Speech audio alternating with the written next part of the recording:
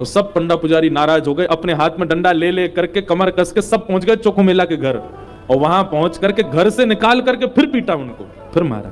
चोखो मेला घर में सो रहे थे और घर में जाकर के वहां से घसीट करके उनको मारा सबने। बोले अरे दुष्ट पापी, तुझको मंदिर में नहीं जाने दिया तो रात्रि तू गर्भगृह में घुस गया।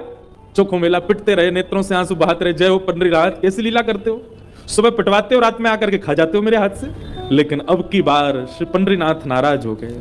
पंडा पुजारी सब अपना काम करके चोखो मेला के साथ थोड़ी हाथापाई करके सब जैसे ही वापस आए, पंढरपुर में श्री पंडरीनाथ भगवान के मंदिर के मुख्य द्वार सारे अपने आप बंद हो गए और भीतर से ठाकुर जी ने ताला लगा लिया, लॉक कर लिया, बंद हो गए ठाकुर जी मंदिर के अंदर। सबने अथक प्रयास कर लिया लेकिन एक भी द्वार नहीं खुल पाया। पूरा दिन व्यतीत हो गया, बड़े बड़े कारीगर आ गए लेकिन दरवाजा तोड़ भी नहीं पाए, खोल भी नहीं पाए।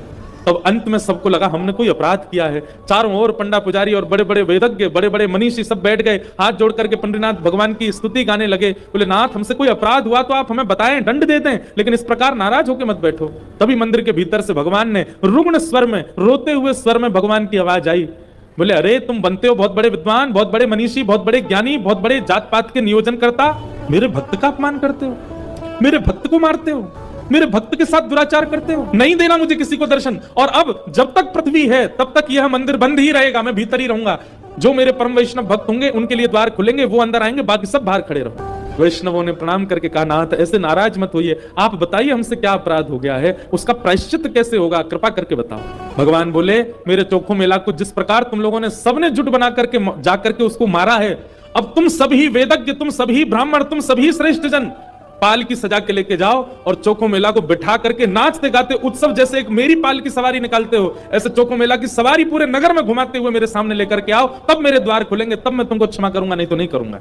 भगवान की आज्ञा मान करके गए और चोखो मेला जी को जाके प्रणाम किया। एक दिव्य सिंहासन से युक्त पालकी में चोखो मेला जी को विराजमान करके नाचते गाते हुए, आनंद करते हुए, उत्सव जैसे ठाकुर जी का उत्सव मनता उससे भी अधिक उत्सव मनाते हुए चोखो मेला को लेकर के आए।